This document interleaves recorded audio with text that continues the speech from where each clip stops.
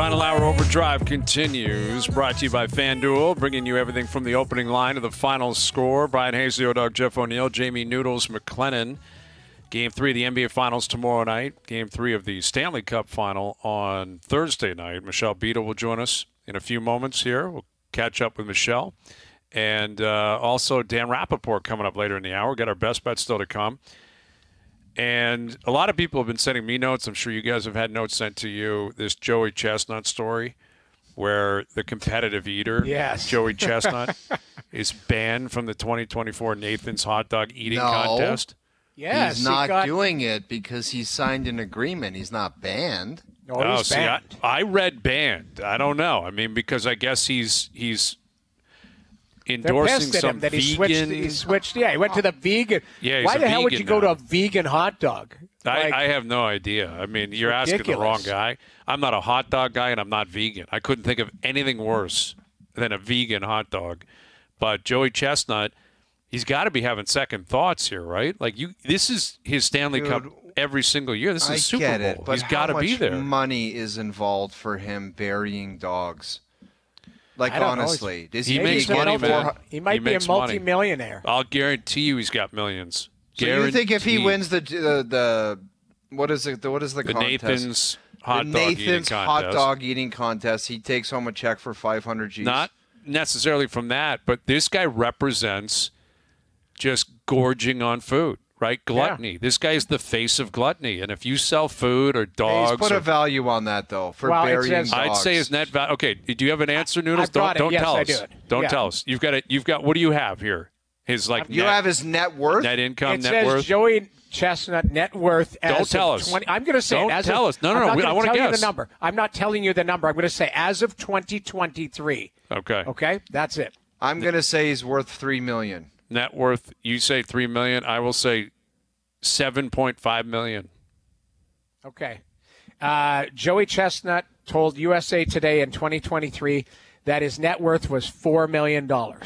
Right down the middle. Right down the middle. No, it isn't, you moron. $4 million. 3 to 4 to 7. I said 7.5. I was a little bit over. But $500,000 in earnings from 2022 alone. Much of that came from endorsement deals. Other than winning, the contest only pays $10,000. Yeah, it's not. There's not a lot. Despite its popularity, but it's. Can you imagine sitting in a boardroom with marketing people, them watching this guy guzzle hot dogs, saying, "We got to get that guy." Yeah, but he shows up at festivals, state fairs and stuff, and they'll pay him $5,000, $10,000 to show up. He just buries pumpkin pies. He'll eat everything, man. It's not exclusive to hot dogs.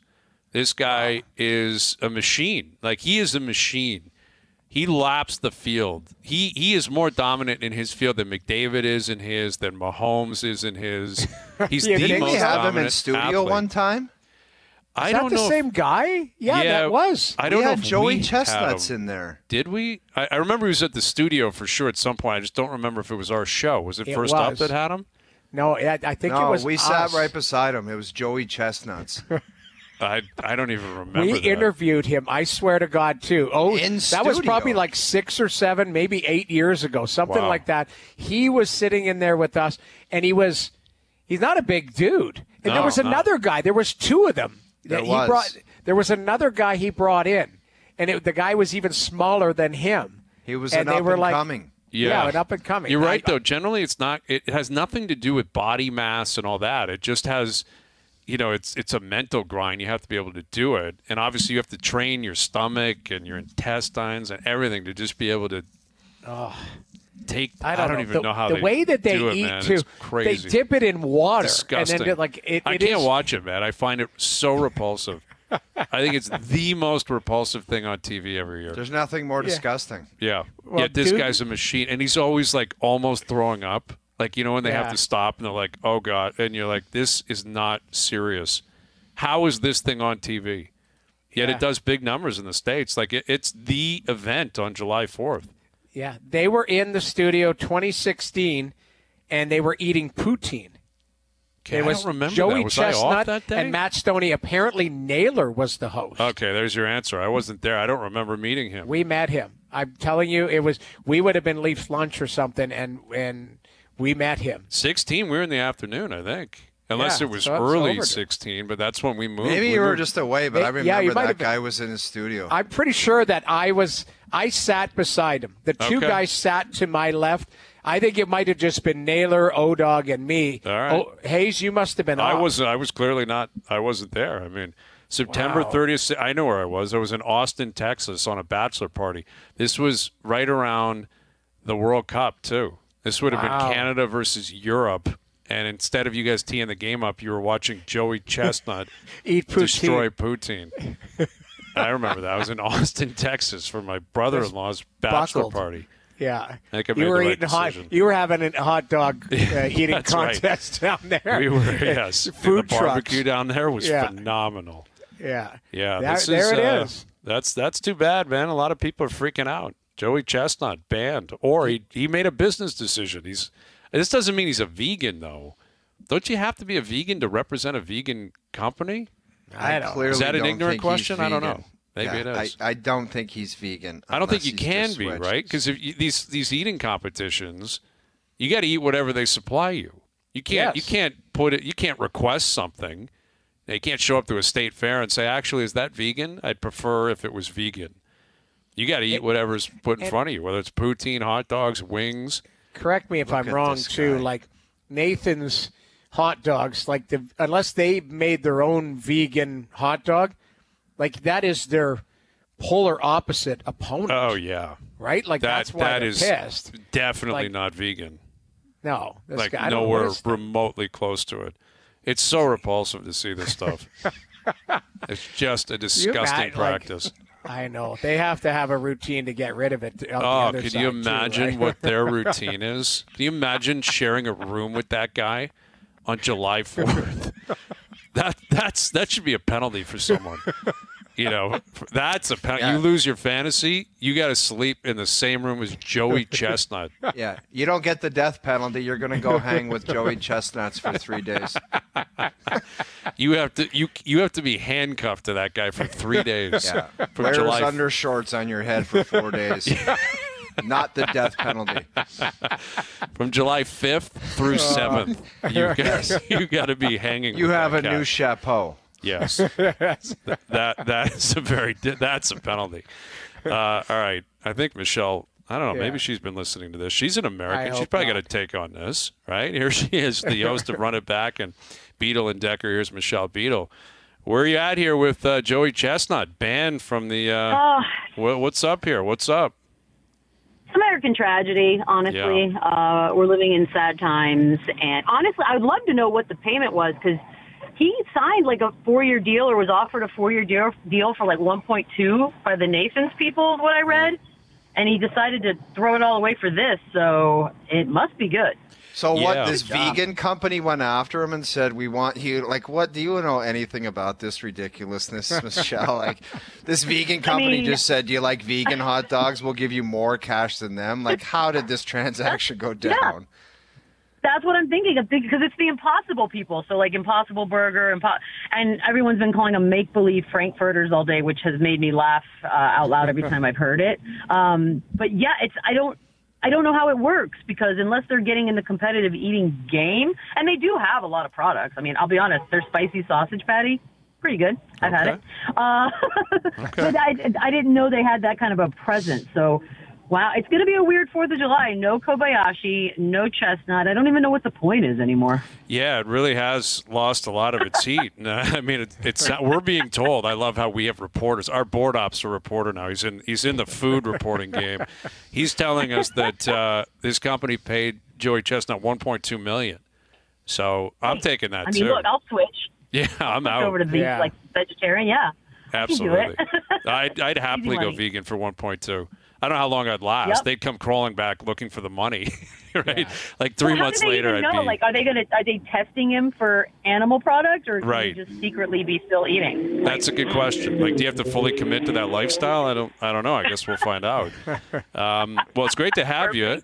And there's a lot to get into with you. I mean, I want to ask. I know you're from San Antonio, and I'm assuming you hate the Mavs, but. So are you enjoying this, and do you think they have a shot at even making it a series, or do you think this is over? I mean, the Porzingis news, I suppose. Look, I'm bummed for Porzingis. I don't know what this actually means. it sounds like it's pretty bad enough that he may not play tomorrow. I don't know. I've been driving around, so unless it got updated again. Yeah, it's weird as a Spurs fan because you're really not supposed to root for the Mavericks. So I'm a little bit torn. But as a basketball fan, I also don't want this thing over this weekend. So it's kind of like on the hockey side. Like, I don't have a horse in the race. I'd rather just continue to be entertained because, as we all know, once the hockey and the basketball are done, it's we're officially in baseball season, boys, and I'm not ready for just that. No, I'm really not. So extend it by any means necessary. That's where I am. Michelle, where do you think Kyrie's at right now? 5 to 7 days ago, all these pieces were out there saying this is the best version, the best redemption story ever. He's a new Kyrie. It's totally come full circle. And then now he falls flat. And does everyone just hate him again, or where's he at?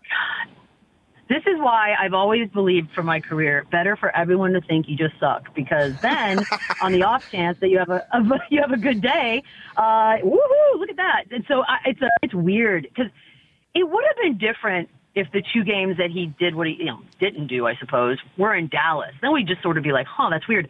But to go to the place that hates you most and really kind of hand them exactly what they wanted on a platter, bit of a bummer. And I think what bothers people right now is that we all know he's in this Zen place. I mean, he seems very content about life, and every time he answers questions, he seems to be very chill. However, I think some people would like to see him be a little bit more angry and a little bit more passionate after these losses, and we haven't really seen that. And that may just not be him anymore. But as a fan, you're kind of like, dude, and we know Luka enough as a player to know he's got a lot of passion and a lot of fire, and I would imagine he's not thrilled with what's been going on, because they've looked like a dynamic duo, and then they get to the biggest stage and he all but disappears. Is Luka going to be able to patch his body up without heat bags and like what? He was mummified with heat packs before the last game. Like, is this guy just out of everything, out of gas, out of muscles? Like, it just looks like it could be the end of the line for him. Yeah, he's definitely, I know he's got the K-tape. He's walking in like house clothes. Like, he just looks like this is a lot. And I respect. He still jacks up shots, Michelle, from everywhere and makes them. So, yeah. Yeah. But that's what worries him too, right? Like, we've seen Luka earlier on in his career where if he loses trust in his teammates, then he's just the guy. Like, he had 35 points in game 2. That's what the other thing. If the other guys don't step up and somebody come out and be at least 1A, 1B to him offensively, he will just start shooting it all. And some nights that's great, and we've seen him do that. But we've also seen these guys sort of shoot themselves out of the gym. I don't want to watch that. I don't want to watch Luka just throwing up ridiculous shots after shots after shots because he feels like he has no one to pass it to. It's not enjoyable. None of us want to watch that. And it's not how they got here. So if they could just figure out some of these guys, the Gaffords, and, I know Derek Lively is 12 years old. I'm not putting a bunch of pressure on him, but this is game 3. You are at home. You should feel a lot more comfortable than you did in Boston. I'd like to believe. I'm almost like just wishing it into existence. I'd like to believe we're going to have a game tomorrow. That's my wish and goal. Yeah, I think we're all with you on that. We're chatting with Michelle Beadle. This Caitlin Clark juggernaut is really it's something else to just sit back and watch how everyone's reacting. All the different opinions on the court, off the court. How it's dragged in, so many different walks of life, and even within the sports media. How do you perceive this whole Caitlin Clark story? Not specifically, WNBA, not going to the Olympics, but the reaction to it all. Like, you've been covering sports for a long time. Like, when you hear the name Caitlin Clark right now, where does your head go? My immediate reaction personally is I start to roll my eyes because I know inevitably that following those 2 words, it's just going to be somebody yelling at me about it or telling me everything I don't know about a sport that I'm almost positive 90% of this business has never watched. And so what we're watching is just, reactions to the reaction. I'm watching Bill Maher do a 4-minute monologue on this, right. And I'm like, what world am I living in? This is now becoming sort of a polarizing, kind of weaponized argument about where do you stand on Caitlin Clark. I'm like, I think she's great, and she's going to have a long and illustrious career and probably play in 4 or 5 Olympics on her own. It's just not this one. And I'm good with all of it. I've never, just to lend so many sort of hot topics, race, gender. We are throwing everything at this one woman in this one sport, and I feel for everybody involved. I think she's handled it perfectly. I feel like the women in the league that have been doing this and have been sort of busting their butts and been great at it probably aren't thrilled as well, even the ones that maybe didn't have an issue with her at all. Because it's human nature. There are going to be women that aren't going to like her, just like there are going to be men that don't like certain dudes that come into leagues. It's fine. I have no issue with that. But it's like, man, you're kind of turning the world against her or for her. And all I really want to do is kind of become a WNBA fan, because I haven't been one. I've not done my duty as a fan of basketball, and I'm trying to learn and get into it, and you can't, because the joy is just being absolutely sucked out of it. So I keep hoping it'll calm down. God forbid the American team go to Paris and find themselves down in a game. We're not going to hear the end of it then, but it is something else. I knew she would be a big deal. I did not know it would take on a life of its own the way it has. Yeah, this is completely uncharted territory. And you're right about the Olympic reaction where, even if, let's say the Americans go over there and steamroll everyone, the argument will be, well, Caitlin could have been a part of that. You're going to win anyway, so why not bring her? And as if it's like a rodeo clown you're bringing out to entertain people. and to your point, if they lose somehow, it'll be, well, Caitlin Clark could have helped you win. Like, I don't even think it matters, the results. It's just like everyone's got an opinion one way or another on Clark, what she represents, how everyone else is supposed to view her. And basketball really isn't even a part of that program. Nope. No, it's it's weird. It's like, oh, well, I'm not going to watch. Well, I would bet every penny I've ever made that most of the people screaming the loudest have never watched an Olympic women's basketball game anyways. Right. So it's weird that now all of a sudden you're the world's biggest WNBA/women's basketball fan. I've never heard any of these people talk about it. I've never seen them at games. Nothing, right? And that's fine, because a lot of us are brand new. But to go from 0 to 100 and to sort of feel like you own this argument now, it is, man, I mean, you guys are in this business. There's some voices that are just so much more loud and obnoxious than others, and this has been a week where all of those have been amplified, and I hope she's good. She says she's not on social media. I don't know how a 22-year-old in this day and age is not on social media. She's some sort of a unicorn, I suppose, but good. Just stay away from this. It's toxic. It's weird, and even those that are for her are becoming such weird fanatics about it that it's not enjoyable either. It's just so pathetic to see people, Michelle. And it's just like people that they go on these tirades on social media, and it's such fake outrage. All they're doing is trying to bring attention to themselves. And you're seeing it with this situation.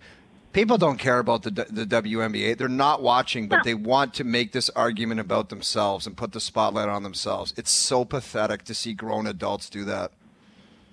It's I don't find it entertaining. I'll always question the networks, because judging from what they're paying some of these folks, like, they must be rating well. I would imagine people are hate watching, which is a bummer, because if we just all stopped watching, it would go away. But yeah, to me, it's dumbing it down, and I don't know who finds that interesting, because I think as sports fans, we know what we like. We know what we are capable of learning and what we want to get behind and support, and we don't need to be yelled at about it one way or the other. I wish we could fast forward past this season into the next and just let everything kind of simmer down, but we have at least through the summer. Not going to happen. There'll be gasoline added to this. Yeah, this will get crazier. It's not going the other way. No chance. No, it's not. God, no chance. Maybe we get Caitlin Clark into the Nathan's hot dog eating contest. That's an idea. Her stepping in for Joey Chestnut. The Lakers. We got all kinds of jobs for Caitlin Clark. We can shove her in all kinds of Lakers job, Nathan's hot dog eating. Everyththing's open. Give it all. I love it. I'm ready. Okay, we love it. Great catching up with you, Michelle. We really appreciate you doing this. No, thanks, guys. I appreciate it. Anytime. You got it. Michelle Beadle, host of Run It Back on FanDuel TV, and Beadle and Decker. We've had Decker on the show before. Great to see Michelle. Appreciate her joining us. And, Game 3 of the NBA Finals tomorrow night. We'll see. Luka's going to have that Roethlisberger cooking, man. He will have the wrapped knees and be a elbows. Mummy, basically. He'll be a mummy. But he's... And, Kikuchi's on the mound tonight. First time since, concussion. He bulldozered the Athletics the other day. Him pitching in a neck brace would break the internet tonight. Yeah. Like just a full-blown neck brace. He came out. There's just no doubt about it, man. And he just throws heat. Like just painting the corners. This is still the most ridiculous thing I've seen in a while. I love this play. Like it's a complete lack of awareness by Yusei. Like you cannot run towards the play when there's a pop fly. I mean, you can't do that. But he did. And he's on the mound tonight. They need him because the bats, it's so frustrating. Like Bichette again last night. Bichette is killing this team. And George Springer, the truth is about George is he shouldn't even be playing every day the way he's like. You look at his statistics. No kidding. Like his stats, he's not even a replacement level player. He's hitting 200. He's got an OPS under 6, and it's not even close. And yet he's going to play because they're paying him $25 million, and he's still pretty good defensively, and he's a leader on the team. But where are they at? Like, how do you rehab his game? Like, where? I don't think. What do you do with him? I don't think you can. I mean, he was hitting 7th in the lineup last night. I mean that's the thing. He should be hit. He's a 9 hitter. Like his stat line, his slash line is 200. He's hitting 200. He gets on base 288. He's got a slugging of 300. He's got an OPS of 588. That's outrageously bad. And Bichette's not much better. Like Bo's got an OPS a little over 6. What's he got? 625, 630. Right. Bo's hitting 236. Struck out again last night, 0 for 3. It's not good. It's wild, man. Like Vladdy's starting to put stats together and numbers together and starting to hit, not dominate. And that even speaks to where we're at with Guerrero, where he's hitting better. Not explosive statistics, but hitting better, and it's like everyone's patting him on the back. Meanwhile, this is what he's supposed to be doing all year. But, Bichette and Springer, not even close. Not even close. This is going to be like this the whole season. Well, they're going to dummy some brutal teams in some series, and then you're going to have nights like that. You're going to come in here almost every other day, Hayes, in the summer and be like, these guys just can't get it done. Yeah.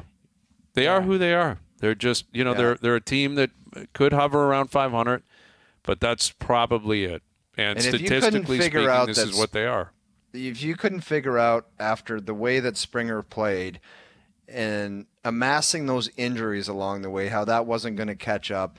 Like baseball, they have, like they document this stuff, how they can kind of, like Josh Donaldson, they knew that it was going to break down just the way he played, and it was just Tulowitzki, the same thing. It's like that's going to break down and be ugly, and they moved on from it. Yeah. What are you going to do with George Springer on that disappear? But it's that's the problem. How many years is Springer in on his deal? He's got 2 more after this. Wow. Yeah, he's 34 years old, and he'll be 35 by the end of this season, I believe. Yeah, 35 in September, and they're paying him $25 a year for the next 2 years. It's not good, and they're a 500 team at best. They're 2 games below 500 right now? Yes. Heading into tonight's game? Yeah. Yeah. He's got 5 home runs. He's elite. You pay him that for him to come and set the table for you as a leadoff hitter. He's hitting 7th in the lineup. He's not playing center field anymore. Like he came in as a leadoff center field stud. Now he's a right field 7th hitting. I don't know what you're bringing to the table player right now, and he's got years left on his deal. It's not going to get better, more than likely. All right, Best Bets brought to you by FanDuel later in the hour on the Jays game tonight. Dan Rapaport will join us as well, live from Pinehurst. Jon Rahm pulling out of the tournament today, and we'll see what Dan says about the course. Tiger, Scottie Scheffler, where he stands on the U.S. Open. We'll have our picks tomorrow, brought to you by TaylorMade. We look forward to that. Overdrive continues. TSN 1050 and on TSN 2. All right, Dan Rapaport coming up. Best Bets brought to you by FanDuel. Make your picks and assemble a same-game parlay in seconds on the FanDuel Sportsbook app. I'm on the over Kikuchi 5.5 strikeouts tonight. Neck brace and all. He goes off. He's embarrassed about what happened in Oakland. They need him tonight. I think he torches the Brew Crew. And I'm on the under in the game, 8.5 runs. I just don't see offense being supplied on either side here tonight. It's paying plus money. Best Bets, powered by FanDuel. The first inning means as much as the 9th when you bet baseball on the FanDuel Sportsbook app. Please play responsibly. Must be 19 plus. Physically located in Ontario. Scottie Scheffler, what's he paying? Like 3-1 to win outright? Like 3-1 to win outright a major golf tournament is just absurd. Crazy. And I know it's sacrilegious. Think about how that guy hits his irons, Hayes. Like, you talk about, like, he had a shot on 12 on Sunday. It's like a back right pin at Memorial where he just, like, feathered some kind of 7-iron from 179 yards into the fan, 5 feet. Mm-hmm. It's like nobody hit that shot. Everything that was 20 feet short, they were like, great shot. That's where you put it. This guy put it to 5 feet for fun. Yeah, he's just so dialed in. With the lead. Where yes. he could have been conservative, and he's like, absolutely not. I will do exactly what I would do if I was 3 shots back. Yeah. That's confidence. He's actually paying plus 280 to win the Open on FanDuel. Less odds than 3-1. Plus 280. And again, like I was about to say, I know it's sacrilegious to say, oh, compare it to Tiger. How far off is it from Tiger?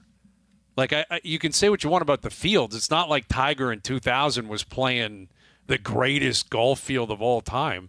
He was dominating and winning all the time. So was Scheffler. Yeah. Like no Scheffler, matter what this guy does, it'll never be Tiger Woods for a lot of us that watched it. Never. I understand That's that, just but the way in terms it is, of man. but in terms of your mentality, how is it different? Do you think Scheffler's going to win? Of course I do. I don't think there's any question that this guy. So how's it different? That's the aura that Tiger had every week, right? Is that exactly Tiger was going to win. Like, of course he's going to win. And then he wins, and you're like, okay, but it's still not Tiger. I'm not saying he's as good as Tiger or has the aura of Tiger, but in terms of expectation, the guy's right there. He doesn't have the sex appeal of Tiger, and that's a major part of it. He's like the next-door neighbor that goes out there and shoots 65. Mm-hmm. Do you know what I mean? There's not the crazy fist pumps and the bulging muscles, and it's a guy in khakis wheeling around just destroying golf courses, man. That's what it is. He's great. He's great. But I was going to say, Hayes, you better be careful. You start saying, Scheffler's better than Tiger. Jeff McDonald might be driving over to your house right now. Go ahead. He can do whatever he wants. He can do whatever he wants. The fact is, Scheffler wins every week. How's that different is my point. That's my point. Is he's plus 280 to win the United States Open. Yeah. And that's how it was back in the day. That is? I know. Yeah. It's back in the day. Like, Tiger won the U.S. Open at Pebble by 12 shots or 13 shots over Ernie Els. Mm-hmm. He was 13 under, and Ernie was plus 2 or something. It was insane. 15 and he was heading over to the old course. And everyone's like, this guy's going to win this golf tournament. It's not even close. And he did. And this is the same vibe. This guy on that golf course, no one is beating Scottie Scheffler this week. It seems that way. Right. It seems that way. And I saw a crazy stat that when Pinehurst held this tournament in 99, that was Payne Stewart famously coming back on Mickelson. I think he buried his final 3 holes. His average driving distance that week, 257. 255.3. Wow. 255.3 yards off the tee for Payne Stewart. That's a 4-iron for these guys. Dude, it is. Like, it's insane how much, like, 255.3 is, I hit drives that far. Payne Stewart was winning the U.S. Open driving the ball like that. Yeah, but Tiger was in that field.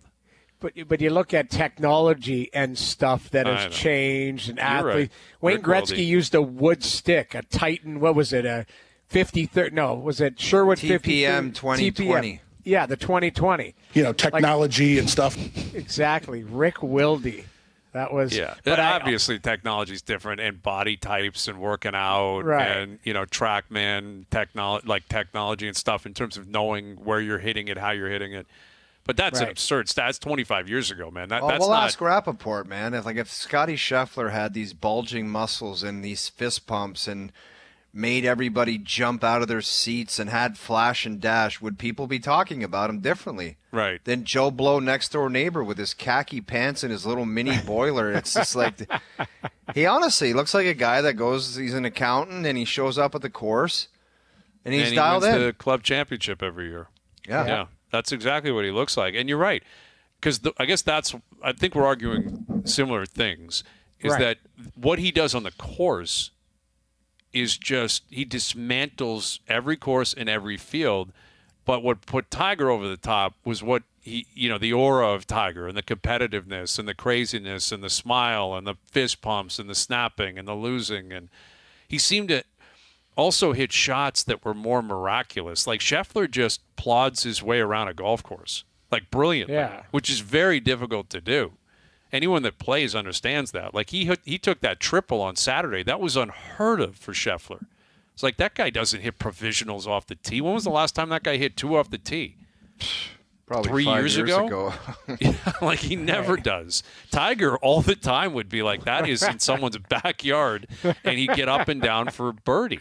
Well, that's what Tiger would do. It was so fascinating. He would hit one and have to drop somewhere by water, and then he would launch a pitching wedge from 197 yards to a foot and make par. Exactly.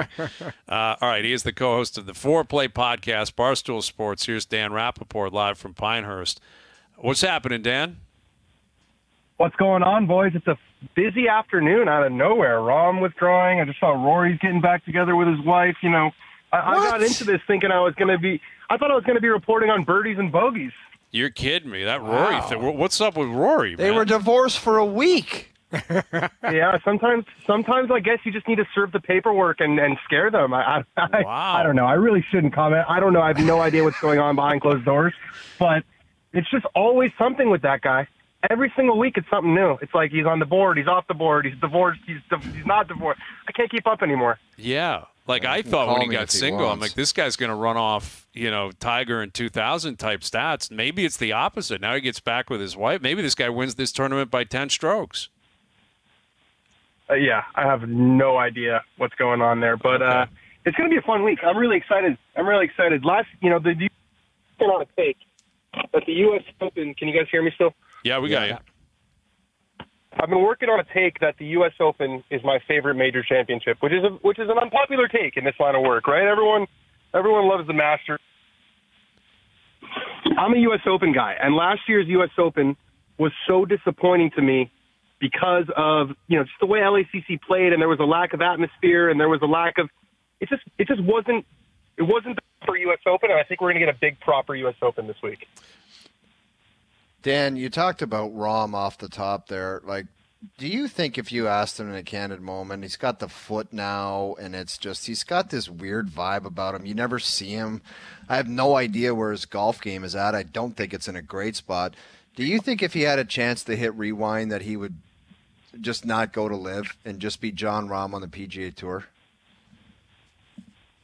It's a great question, and one of my buddies, Shane Ryan, kind of tried to ask him that question today. He said, and it's hard in a Rahm presser because he's not – sometimes he can be a little cranky, and, it's some guys you can ask them anything, and they'll smile and answer, and other guys not so much. And he asked him, what's your level of career happiness, which I thought was a pretty, good way, creative way of phrasing it. Sure. And he just said he smiled, I'm really happy. I think he would because I think he made a big miscalculation as to how impactful his move would be. Legacy. I think he thought, I think he thought that it was going to be the catalyst to a deal. And to be fair, that's what we were told, right? That was the end of the year was the deadline, and then it was the Masters, and now there's new stuff there's a new round of negotiations going on, and I just think he never thought that it would take this long. And golf is a funny game, right? Like, he was in the top 10 of every live event for the first 2 months, but unless you win on live, no one even really notices. And then, he does nothing in his Masters title defense. He misses the cut at the PGA, and he's not even playing in the U.S. Open. So, that's the thing with live, though. When you go over there, at least right now, the way it is right now, you really have 4 chances a year to sort of make a statement. Because winning live events just still doesn't have the same cachet as winning the Memorial or winning the Players' Championship. And, 3 of those have come and gone, and he's done nothing. With Daniel Rapaport, we were discussing Scheffler and, the odds. He's paying like plus 280 on FanDuel, other books. It's the same thing. And comparing and contrasting to what Tiger was doing at his height. And admittedly, Tiger's aura, what Tiger represented. But in terms of on the course, it doesn't feel that different to me because I expect he's going to win every week, and he does. He literally does every big event. I think he'll win this week. The books are indicating you'd be stupid not to bet on him. But how does it get to that point? Like, what has to change? Can it change for Scheffler to take another step into superstardom, household name type stuff? Because that's what Tiger ultimately was. You don't have to be a golf fan. You know who he was. How far away, or is it even attainable for Scheffler to get to a point where he's a household name in the United States, Canada, around the world, based on what he represents on the course, and furthermore, I guess, in the sports world, because of what he's doing on the course? Yeah, I mean, I think you made a good point. Like, I don't think he'll ever have the societal, I don't want to say geopolitical, but, earth-shattering impact that Tiger Woods had, right? A black man winning these majors and looking so different and appealing to an entire new audience. Scheffler's a very, very nice guy from Texas, right? And, those are not unprecedented in the sport. So I don't know that he'll ever have that crazy breakthrough appeal. But, for all of his greatness, he's won 2 majors in his career, which is, that's nothing. I've won 0. So that's nothing to scoff at. But that's not, that's the same number of majors as Colin Morikawa. And for everything that he's done during the regular season this year, which has been absolutely incredible, he needs to win another one this year. He needs to win 2 majors this year, be the first guy to win 2 majors in a year since, I believe, Brooks in 2018. He needs to win another major this year. It didn't happen at the PGA, probably because Rory McIlroy said today the only reason he didn't win is because he spent some time in a jail cell. But I think if he wins this week, the U.S. Open at Pinehurst, an iconic event, people will be watching. It's kind of getting to be that time of the year where it's a little bit, I know you guys got the Stanley Cup going in the NBA Finals, but it's like slowing down a little bit. There's only one game every couple of days. I think people are going to be watching. And I think you still have to perform in the majors, and maybe even more so now than ever before because of Live Golf. These are the only 4 times when everyone gets together and plays against each other. So if he does what he did last week, this week at Pinehurst, where he takes the lead on Friday and leads the whole way and kind of just sucks the life out of the tournament like Tiger used to, I think we're going to start to have some fun conversations. But as of right now, he only has 2 majors. And again, it sounds weird to even say only 2, but he's got to add to that tally, rather. Dan, you were in the room around the course with Tiger Woods during his press conference at Pinehurst today. What do you expect from his game, especially taking pointers maybe from his son Charlie? That was interesting, wasn't it? I thought they were just, they asked Charlie's inside the ropes this week as player support, and he's standing behind Tiger, and Tiger was asked, what do you think, what's Charlie's role this week? And I'm thinking he's going to say, it's just so nice to have him out here to be with Dad. He's like, nope, he knows what to look for. I trust him with my swing and my putting. So 15 years old and a swing consultant for the greatest player of all time is definitely an interesting kind of role for him. I actually think Tiger's going to surprise some people this week. And why do you say that? You got to tell me why.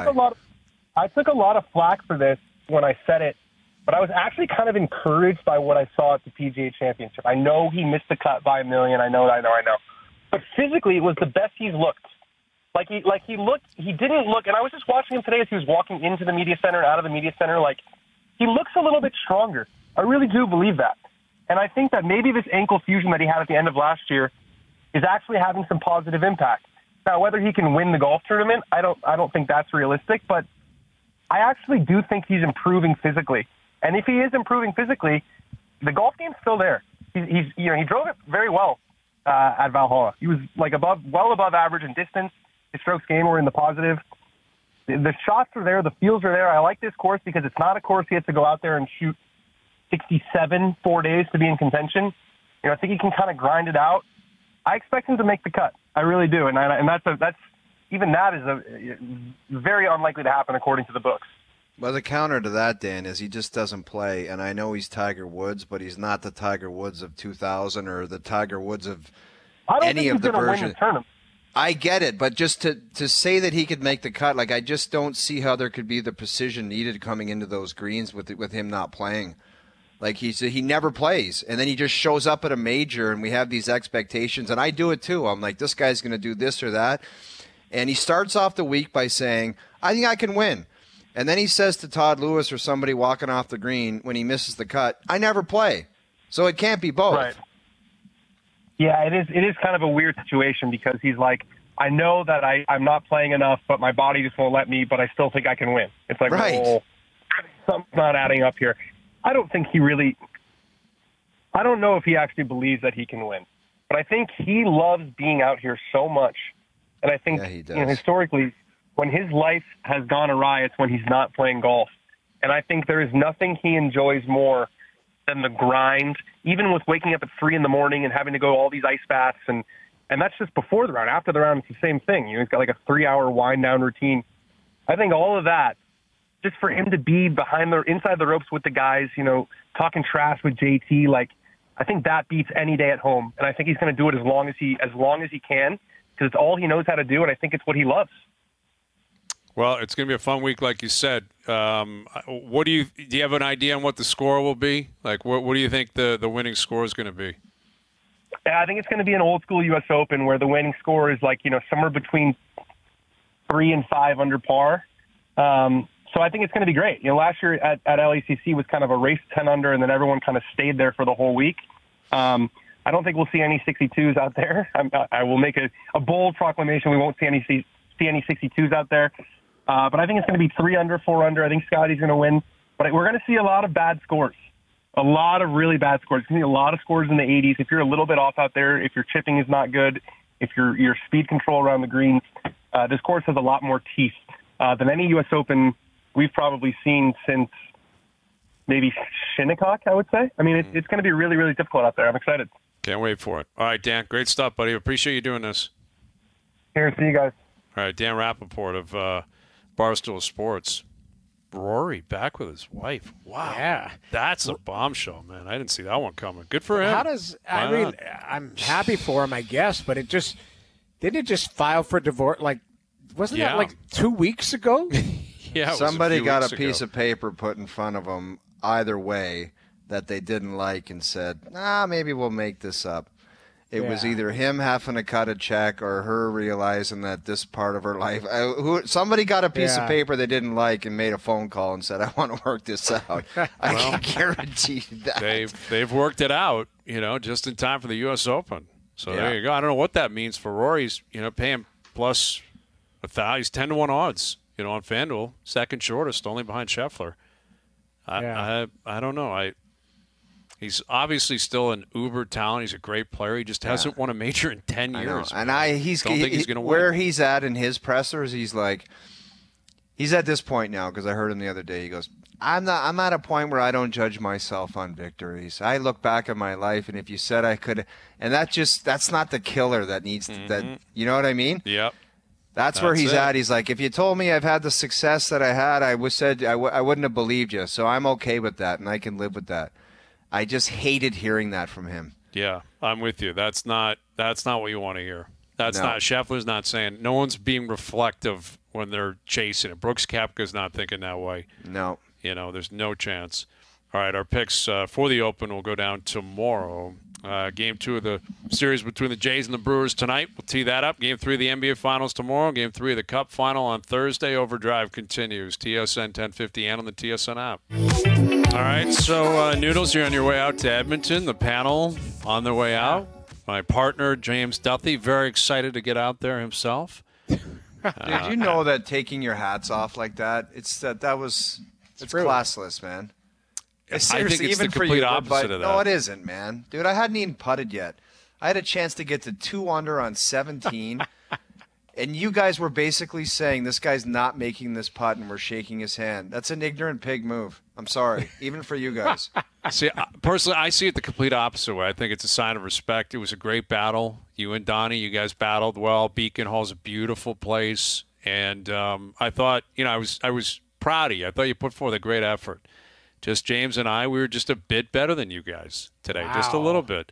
And on 17, I was looking forward to shaking your hand. I was excited to get in there because, it's a competitive That's individual. like a coach in a shootout. Like, while the guy's, one final breakaway, and the coach sticks out his hand while he's on the breakaway saying, good game because this guy's not going to score. Yeah. Not a chance. Zero chance that you were.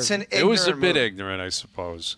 But I don't know. JD and I, we're winners. I don't know what else to tell you. You guys won a piece. Did it throw you off? Sorry, do you believe? Jamie, like I'm pretty particular about people moving around, and when you see guys take their hats off like that, it's like, come on, man. It's just like for friends. It's I don't know. Yeah.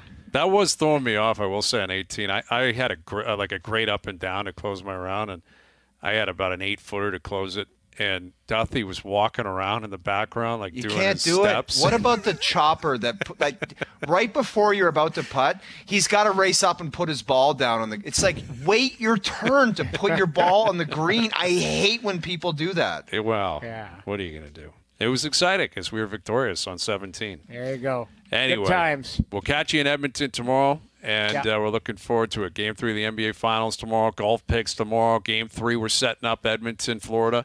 Thursday night. Can't wait for that. Thanks to everyone behind the scenes for helping out today. We appreciate it. Everyone for tuning in. TV, radio, podcast, web. We appreciate that. We're out of here. Enjoy your evenings. Enjoy the games tonight. We're back tomorrow at... You always talk about being a man of integrity. That's the man you're not. 4 p.m. We'll chat then.